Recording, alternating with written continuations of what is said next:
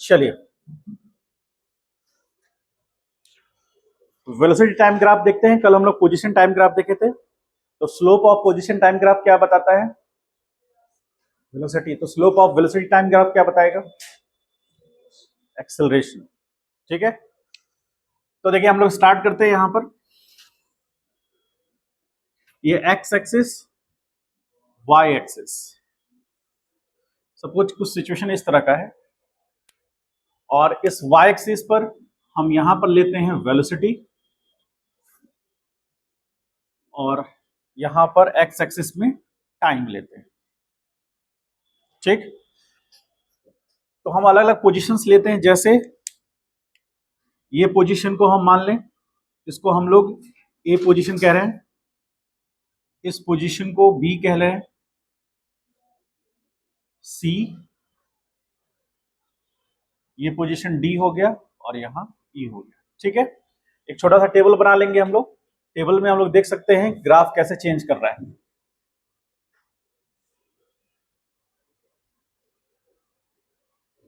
V और T। तो अब यदि हम T का वैल्यू अलग अलग रखेंगे या फिर इसको अलग अलग पोजीशंस पे देखेंगे तो A, उसके बाद B, C, D और E अलग अलग पोजीशंस पे देखते हैं। यहां पर स्लोप देखते हैं, क्योंकि स्लोप हमको पहले देखना है, उसका रेट क्या है वो भी देखेंगे। यहां पर टेंजेंट ड्रॉ किए, ये होगा dv और ये क्या आएगा dt। तो ये थीटा a होगा। तो यहां पर थीटा a, ये स्लोप जो है ये पॉजिटिव होगा। dv अपॉन dt यहां पर कहां है, क्या है, a पॉइंट पर ग्रेटर देन जीरो है, greater than zero. b point पर टेंजेंट ड्रॉ किए, ऐसे आया, यहां पे dt और ये dv। तो आप इस पॉइंट पर dv अपॉन dt किस पॉइंट पर, b पॉइंट पे देख रहे हैं, ये भी ग्रेटर देन जीरो है। बट यहां पे लिखेंगे बट dv अपॉन dt किस पॉइंट पर, a पर, और dv upon dt b point पर। स्लोप किसका ज्यादा है, a का ज्यादा है।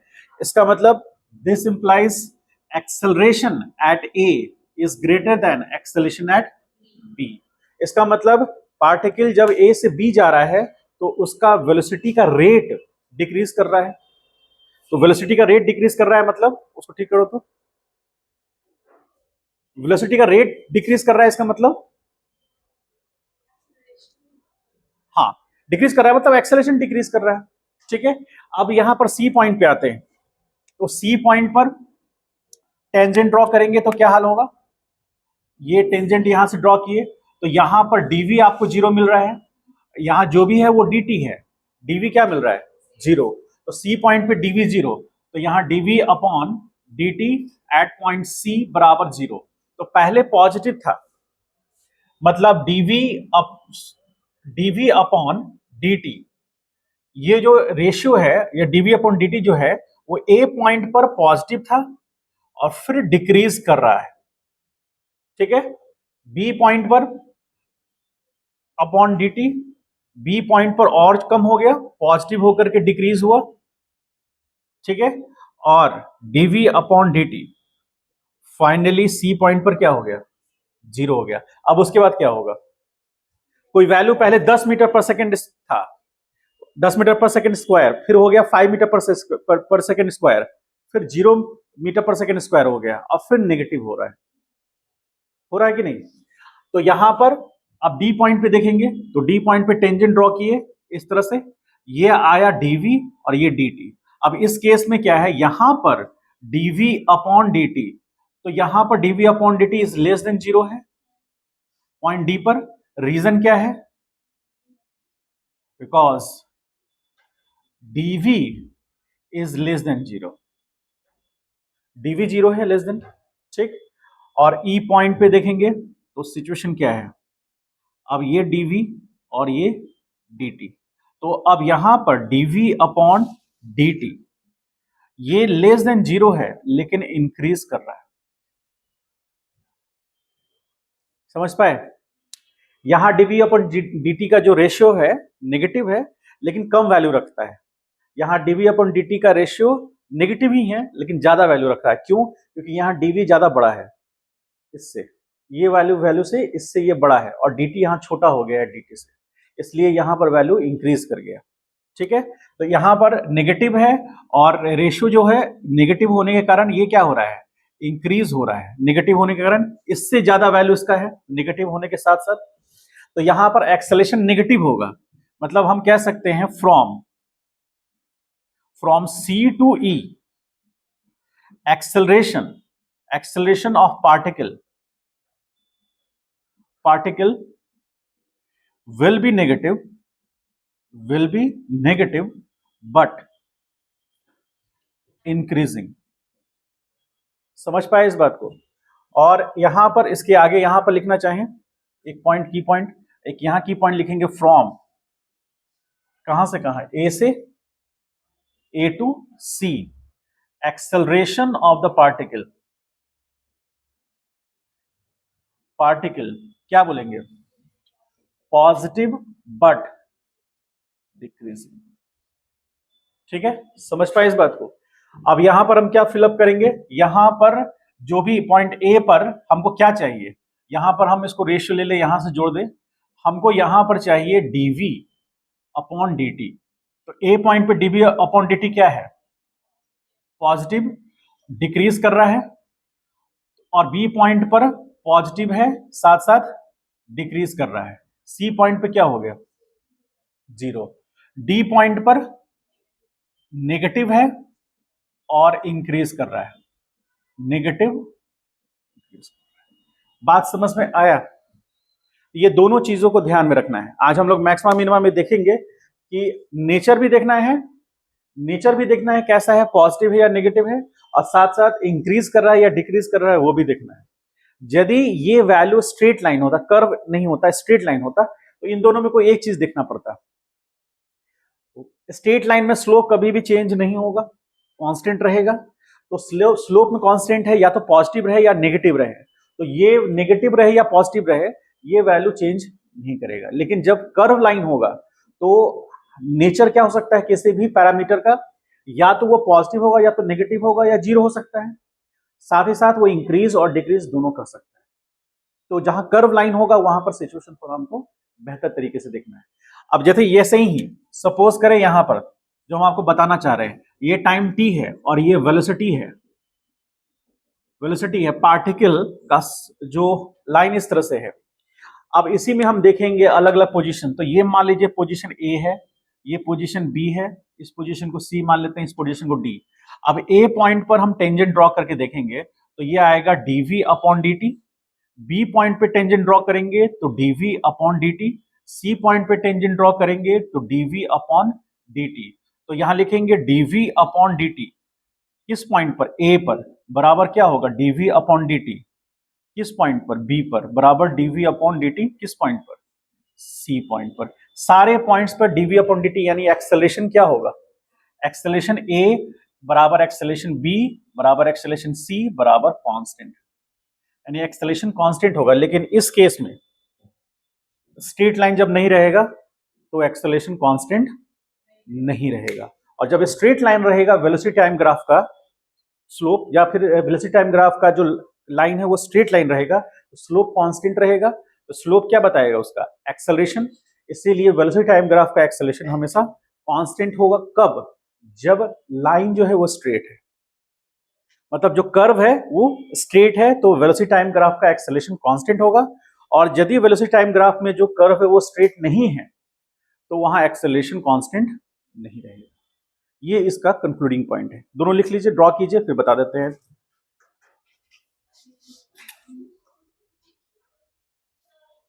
हाँ, क्या, टाइम कैसे डिक्रीज कर सकता है, कहां टाइम डिक्रीज कर रहा है, वेलोसिटी इंक्रीज स्लोप के कारण किया।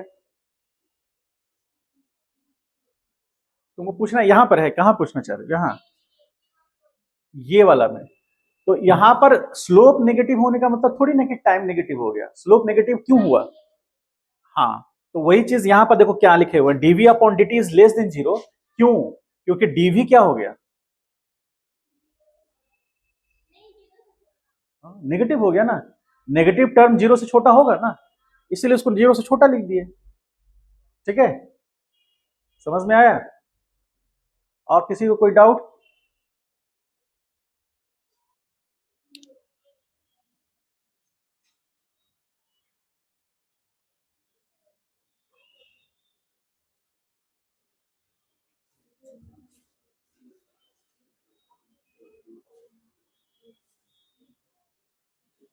मोमेंटम टाइम ग्राफ कोई बता सकते हैं? हाँ,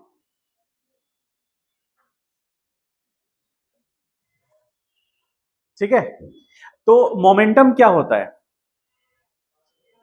मास इनटू वेलोसिटी, यानी पार्टिकल का मास और वेलोसिटी का प्रोडक्ट होता है। ठीक है, मोमेंटम का डायरेक्शन कैसे डिसाइड होता है? मोमेंटम वेक्टर क्वांटिटी है या स्केलर?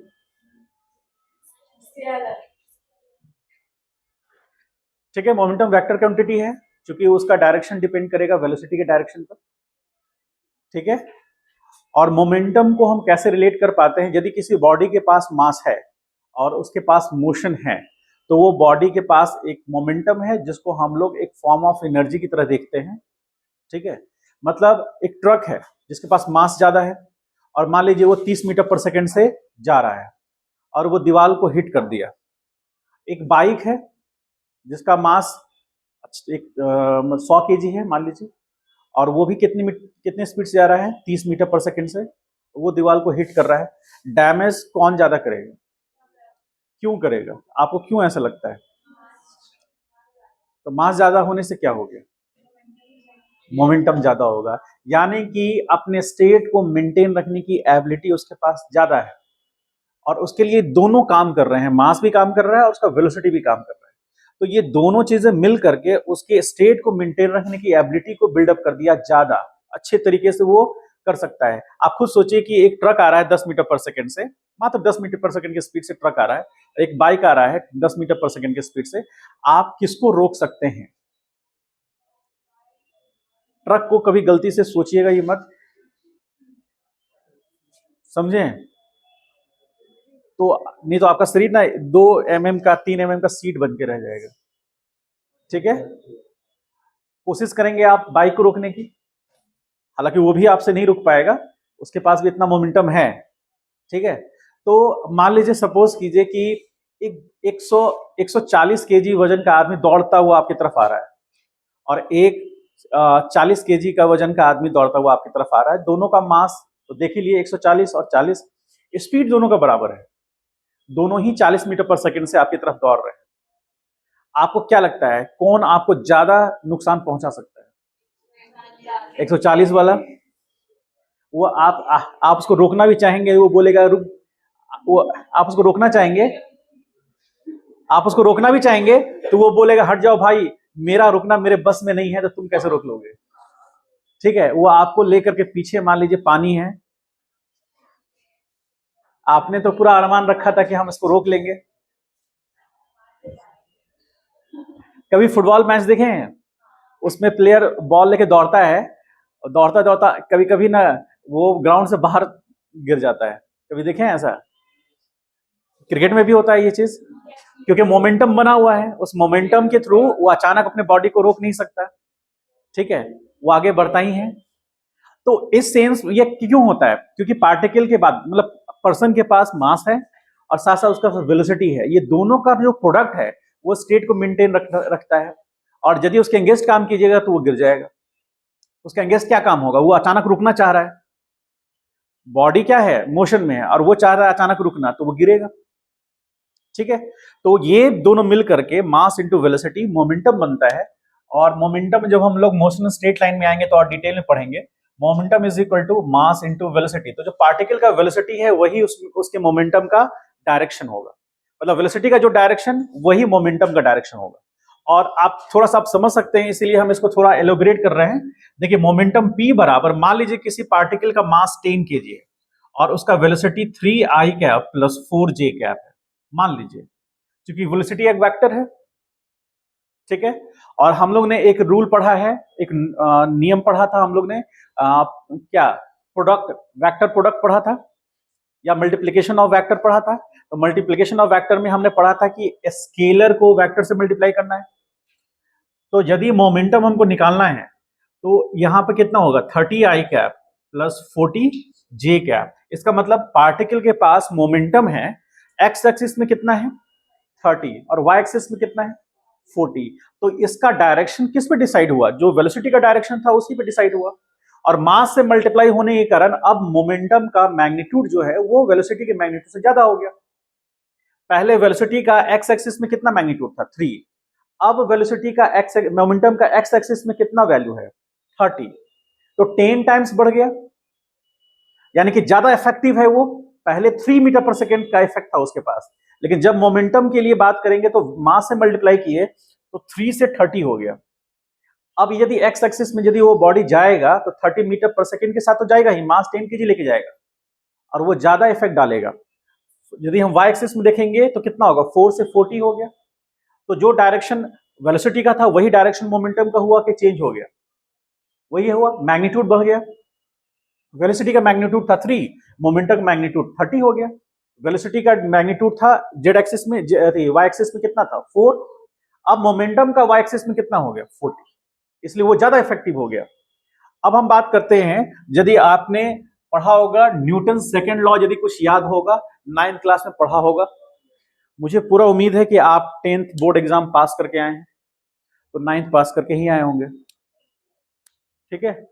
11th में 12th में एक स्टूडेंट है, वो उस विशाल नाम है उसका, उस स्टूडेंट का खासियत ये है, आराम से रुको, उस स्टूडेंट का खासियत ये है, उसका आया है 86%, 85% आया है 10th में, लेकिन कुछ भी पूछिए तो जवाब नहीं देगा। तो हम बोले या तो तुम जवाब दो या तो अपना मार्कशीट दो, दोनों नहीं देता है वो, ठीक है। तो या तो जवाब दीजिएगा या तो आप अपना मार्कशीट हमको दीजिएगा। हाँ तो ये जवाब दे देगा, ठीक है। जवाब नहीं दीजिएगा तो मार्कशीट दे दीजिएगा, ठीक है। आपके सामने आइए, देखिए यहां पर मान लीजिए सपोज करें कि ग्राफ हमारा ऐसे है, सपोज करें ग्राफ ऐसे है, किसी पॉइंट को लेंगे, मान लीजिए इस पॉइंट को ले रहे हैं ए, इस पॉइंट को ले रहे हैं बी, और यहां पर थोड़ा सा हम ग्राफ को पैरेलल टू टाइम एक्सिस ले लेते हैं। तो अब इस पॉइंट को लेंगे, इस पॉइंट को सी मान रहे हैं, ठीक है। समझिएगा ध्यान से क्या कहना चाह रहे हैं। अब यहां पर स्लोप पता करेंगे हम लोग, तो यह आएगा क्या dp, और ये पॉइंट ए है ना, और यहां क्या आएगा dt। तो dp अपॉन dt क्या कहलाता है,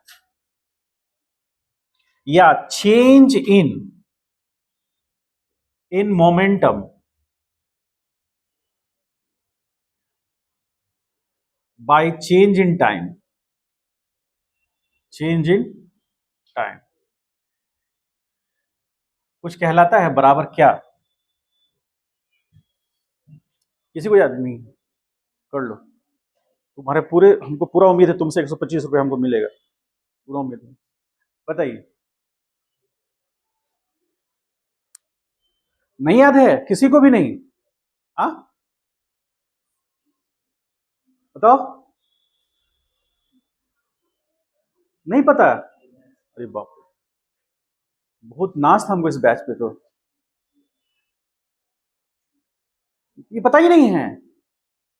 न्यूटन सेकंड लॉ क्या बोलता है, बताइए, न्यूटन सेकंड लॉ क्या कहता है, लॉ क्या है, 9th क्लास में पढ़ना है, चैप्टर का नंबर बता देते हैं एनसीईआरटी का, हमको याद है, जिसको 25 साल हुए 9th क्लास पास किए हुए, उसको याद है। आपने कितना साल हो गया आपको पास किए 9th क्लास, 2 साल, बताइए क्या हाल है बना के रखे हैं आप लोग। आ तुम रहने दो, रहने दो, इनर्शिया। तो फर्स्ट लॉ क्या बोलता है,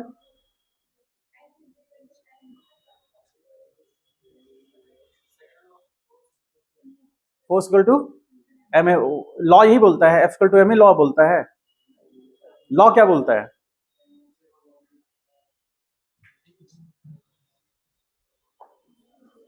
आप लोग में कितने लोगों के पास 9th क्लास का बुक है एनसीईआरटी साइंस है, बाकी सब ले है, बाकी सब सोन पापड़ी खा गए? तो भाई 9th में है तो एक किताब खरीदिए और कितना लगेगा, 100 या 150 रुपए लगेगा, 9th क्लास का एनसीईआरटी।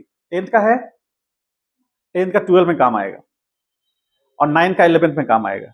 स्टार्टिंग में भी हम आपको बताएं, फंडामेंटल कमजोर रहेगा, मैं क्या मेरे पिताजी भी कुछ नहीं कर सकते हैं आपको कोई बाल बांका नहीं कर सकता है यदि आपका फंडामेंटल कमजोर है तो।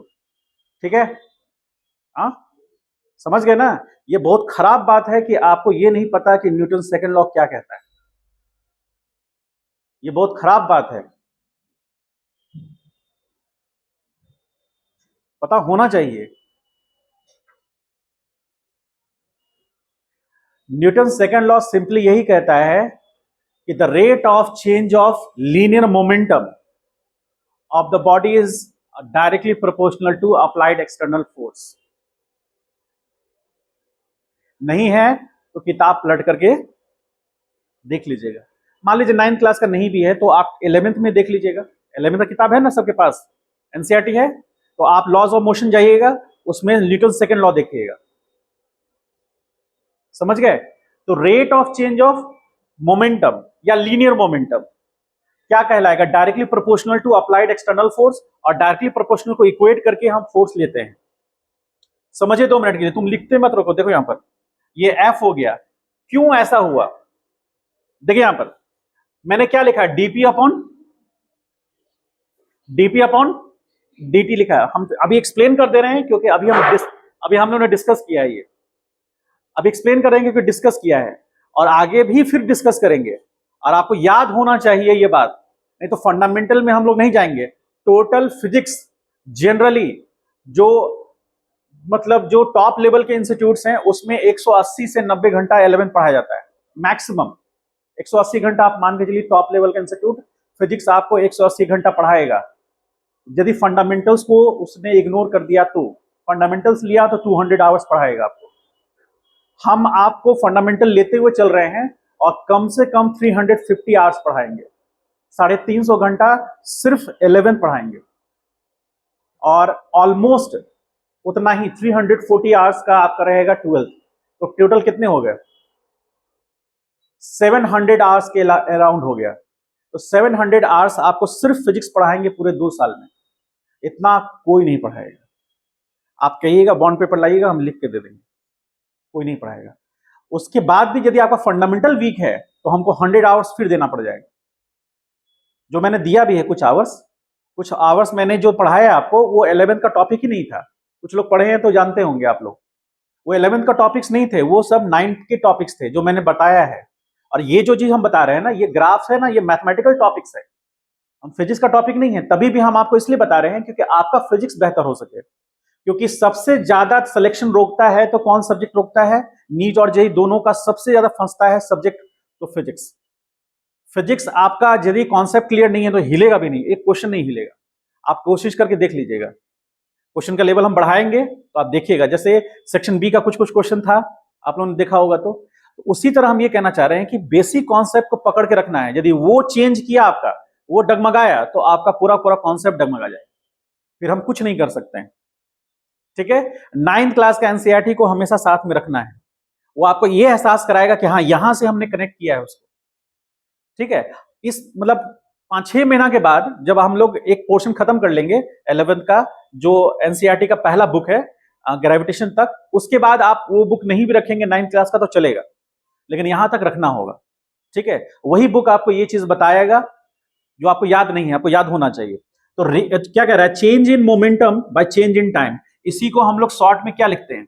डीपी अपॉन dt लिखते हैं। ये क्या बता रहा है? चेंज इन मोमेंटम बता रहा है, बाय चेंज इन टाइम बता रहा है, लेकिन ये इंस्टेंटेनियस बता रहा है और यहां एवरेज बता रहा है। तो इसकी जगह पर हम क्या लिख सकते हैं? इसकी जगह पर हम लिख सकते हैं delta P by delta T लिख सकते हैं। तो यहां फोर्स एवरेज मिलेगा हमको, और यदि हमने डीपी अपॉन dt ले लिया तो यहां फोर्स इंस्टेंटेनियस मिलेगा। समझ पाए इस बात को? इंस्टेंटेनियस फोर्स मतलब एक मोमेंट ऑफ टाइम पर क्या फोर्स लगा बॉडी पर, वो निकलेगा यहां से। और एक एवरेज टाइम इंटरवल में बॉडी का मोमेंटम चेंज किया, टाइम जो इंटरवल लगा उससे फोर्स एवरेज निकलेगा। ये सारा कॉन्सेप्ट वहीं से आया है। और आपको पता है कि एवरेज रेट कैसे निकलेगा? इंस्टेंटेनियस रेट कैसे निकलेगा? एवरेज रेट के लिए कौन रिस्पॉन्सिबल होगा कर्व में? सीकेंड। और इंस्टेंटेनियस के लिए कौन होगा? टेंजेंट। तो अभी हम लोग जो निकालना चाह रहे हैं यहां पर, ये कौन सा इंस्टेंटेनियस रेट निकाल रहे हैं। तो यहां पर जो भी निकलेगा ए पॉइंट पर डीपी अपॉन dt, वो उस पॉइंट पर लगने वाला फोर्स बताएगा। इसका मतलब है कि ए पॉइंट पर डीपी अपॉन dt जो होगा वो फोर्स एट पॉइंट ए होगा। ठीक। अब बी पॉइंट पे आ जाइए। बी पॉइंट पे टेंजेंट ड्रॉ किया ऐसे, और यहां पर इस तरह से, तो ये हो गया dp अपॉन dt। तो अब यहां पर बी पॉइंट पे dp अपॉन dt, तो यहां ये बी पॉइंट हो गया और ये ए पॉइंट हो गया। आपको ग्राफ से स्लोप से पता चल जा रहा है कि ये वैल्यू जो होगा एफ बी, दिस इंप्लाइज हम क्या लिख सकते हैं? dp अपॉन dt किस पॉइंट पर? ए पर। That is greater than dp upon dt at point B. इसका मतलब क्या हुआ? Force at A is greater than force at B. इसका मतलब ए से सी जाने में बॉडी पे लगने वाला फोर्स का मैग्नीट्यूड घट रहा है। आप इस ग्राफ से पता कर सकते हैं। ये आपके नीट एग्जाम में भी आया हुआ है और जे एग्जाम में भी आया हुआ है। आपको सीधे मोमेंटम टाइम ग्राफ दे दिया, बताइए कि eight which position force will be maximum. अब ग्राफ देख के बताना है, एबीसी कुछ नहीं दिएगा आपको, सिर्फ ग्राफ ऐसे ड्रॉ करके दे दिया। आपको बताना है at which position force will be maximum. तो यहां पर पॉइंट ए देगा, पॉइंट बी लिखेगा, पॉइंट सी लिखेगा। ऑप्शन में 4 ऑप्शन रहेगा, at point A, point B, point C, none of this. आपको ऑप्शन चुनना है। तो आपको यदि ये पता है कि न्यूटन सेकंड लॉ क्या कहता है और इसके स्लोप को क्या रिप्रेजेंट करना है, तो आप निकाल सकते हैं। और नहीं पता है तो नहीं बनेगा। एक ग्राफ ड्रॉ कर दिया, जिसको समझना था उसने समझ करके ऑप्शन बना लिया, जिसको नहीं समझ में आया उसको एकदम समझ ही भी नहीं आएगा। तो ये मेथड जो हम लोग यूज कर रहे हैं, मेथड पुराना है, कॉन्सेप्ट में सिर्फ चेंज किया हुआ है वाई एक्सेस। यदि एक्सेस पे टाइम है, यहां पोजीशन है, तो स्लोप क्या बताएगा? वेलोसिटी बताएगा। एक्सेस टाइम है, वाई एक्सिस पे यदि वेलोसिटी है तो स्लोप क्या बताएगा? एक्सेलरेशन बताएगा। और यदि एक्स एक्सिस पे टाइम है और वाई एक्सिस में मोमेंटम है तो स्लोप क्या बताएगा? फोर्स बताएगा। तो यही चीज हम लोग को समझना है। The slope of momentum time axis, slope of momentum time graph gives force. ठीक है। और ये फोर्स कैसा फोर्स होगा? External force. पूरा डिटेल में हम लोग पढ़ेंगे कि एक्सटर्नल फोर्स क्या होता है, इंटरनल फोर्स क्या होता है, पूरा डिटेल में। जिस दिन फोर्स स्टार्ट होगा 4 दिन सिर्फ फोर्स चलेगा, यानी कि कम से कम हम लोग डिस्कस करेंगे 6 घंटा कि फोर्स क्या होता है, अप्लाई कैसे होता है। उसके लिए पूरा का पूरा एक पूरा कॉन्सेप्ट है फ्री बॉडी डायग्राम, जिसको हम लोग मैकेनिकल इंजीनियरिंग में भी यूज करते हैं, सिविल इंजीनियरिंग में भी यूज करते हैं। फ्री बॉडी डायग्राम, बॉडी पर लगने वाला नेट फोर्स और उस बॉडी के थ्रू जो मोमेंटम आया, एक्सेलरेशन आया, वेलोसिटी आया, डिस्प्लेसमेंट हुआ, बॉडी का पोजीशन चेंज किया, स्पीड भी आया, ये सारा चीज कैलकुलेट करते हैं। ठीक है। तो फोर्स सबसे इंपॉर्टेंट है। मतलब कहा जाए फिजिक्स का जो सबसे इंपॉर्टेंट पर्सन, जैसे कोई शादी होता है उसमें सबसे इंपॉर्टेंट जो बारात जाता है उसमें सबसे इंपॉर्टेंट पर्सन कौन होता है? दूल्हा। यदि दूल्हा रह गया, मान लीजिए दूल्हा कहीं रह गया, बस से जा रहे हैं, सबने ढाबा पे उतर के खाना खाया, चाय पिया, दूल्हा पे किसी ने ध्यान नहीं दिया, दूल्हा वहीं रह गया, बस आगे।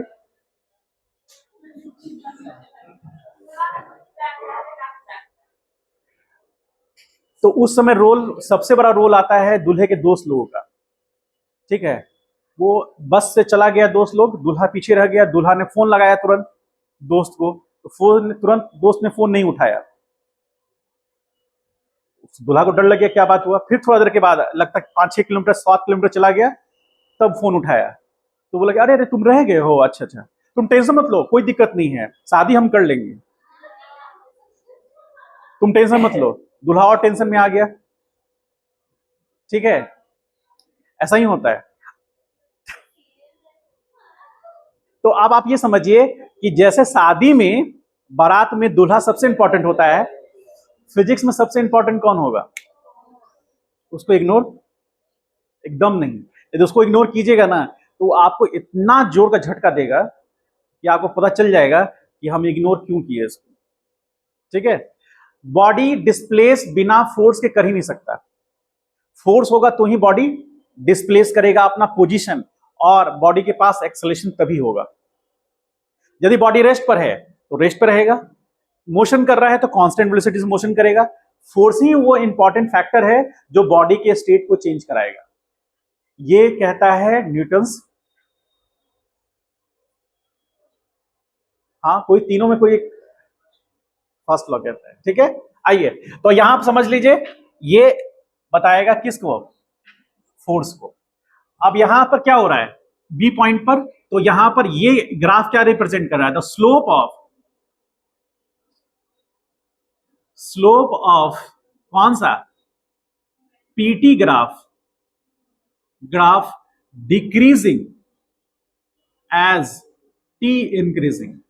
बहुत सारे जगह पर हम लोग थ्रू आउट इसको यूज करेंगे, ये सिंबल को, ठीक है। इंक्रीजिंग डिक्रीजिंग नहीं लिखेंगे, ये सिंबल को यूज करेंगे, और इसी से आपको कैच करना है कि क्या लैंग्वेज कह रहा है। लैंग्वेज कह रहा है कि पीटी ग्राफ है, माउंटेन टाइम ग्राफ है, वो ग्राफ क्या हो रहा है, स्लोप उसका डिक्रीज हो रहा है। स्लोप डिक्रीज हो रहा है क्यों, क्योंकि टाइम के साथ स्लोप डिक्रीज हो रहा है। तो इस केस में क्या मिलेगा that is F will decrease with increase in time. समझ पाए इस बात को, ये उस ग्राफ को रिप्रेजेंट कर रहा है। इतना आपको ग्राफ देखते ही माइंड में आ जाना चाहिए।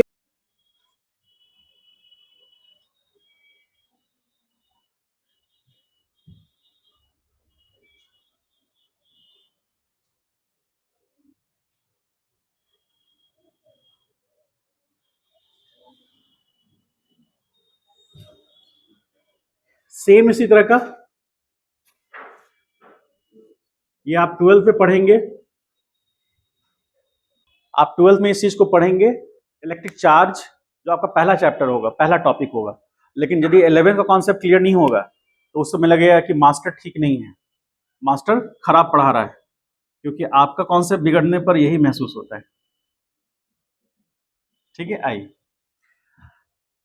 मान लीजिए इस तरह से ले, आप कहेंगे सर बार बार ऐसे ही लेते हैं, ऐसे भी ले सकते हैं, ठीक है। जैसे आपको लेने की इच्छा है, आप इंक्रीजिंग कर्व लीजिए, डिक्रीजिंग कर्व, जो लेने की इच्छा है लीजिए। कॉन्सेप्ट सबका अपने मुताबिक है, मतलब सबका कॉन्सेप्ट क्लियर है, होना भी चाहिए। यहां से यहां में क्या होगा बता सकते हैं, बोलिए।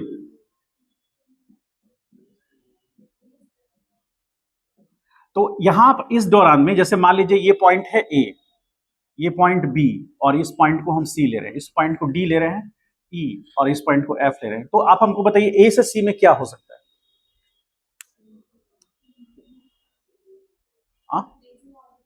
इंक्रीजिंग ऑर्डर में है, ठीक है। यानी टाइम के साथ जो चार्ज का रेट है, मतलब dq बाई dt, चार्ज का रेट यानी चार्ज का स्लोप जो है, जो कि चार्ज वर्सेस टाइम ग्राफ है।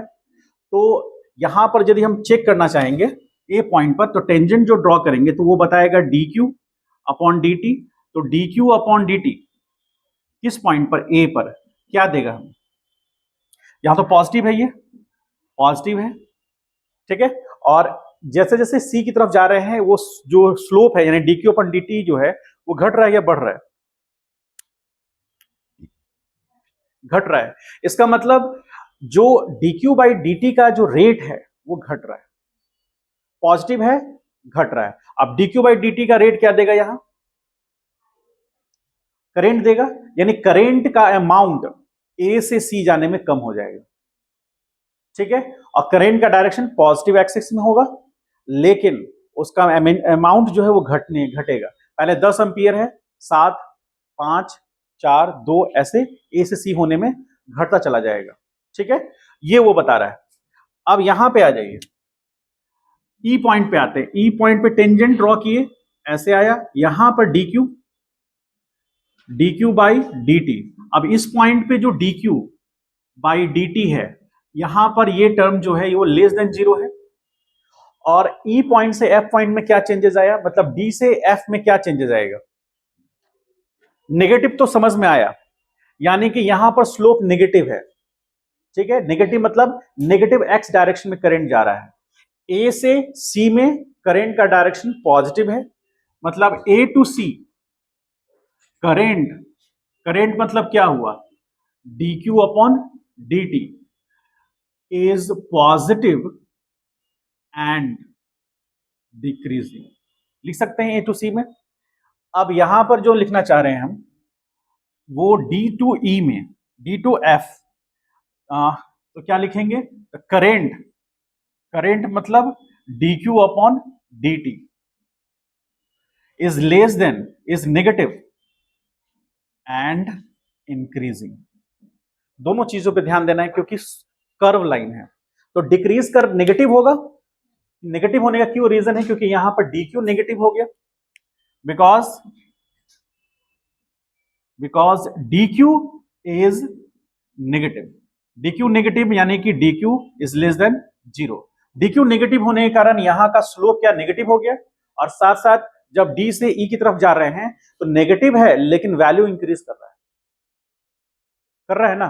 जैसे यहां पर हम देखेंगे, ऐसे टेंजेंट ड्रॉ करेंगे तो यहां पर dq जो है और यहां dt, आप खुद देखिए कि e पॉइंट पे dt ज्यादा बड़ा है, f पॉइंट पे dt छोटा है, और उसकी जगह पर क्या हुआ कि e पॉइंट पर dq छोटा था और f पॉइंट पे dq बड़ा हो गया। इसका मतलब है dq और dt का रेशियो बढ़ा।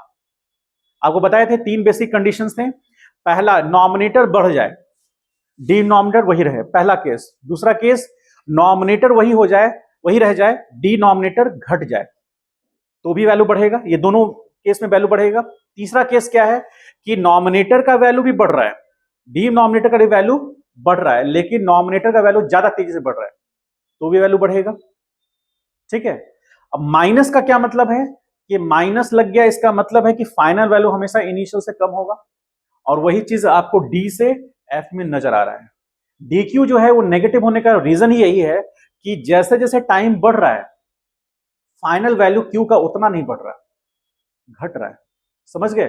इसको बहुत सारे तरीके से देख सकते हैं जो मैंने बात बताई आपको, तो उसके अकॉर्डिंग ये फाइनल इक्वेशंस लिख सकते हैं, रिलेशन लिख सकते हैं। ये फाइनल रिलेशन ए टू सी के लिए लिख सकते हैं, ये फाइनल रिलेशन लिख सकते हैं डी से एफ के लिए।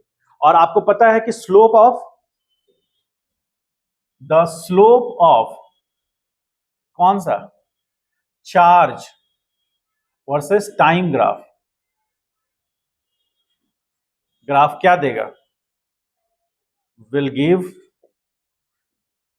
Current electricity. समझ पाए?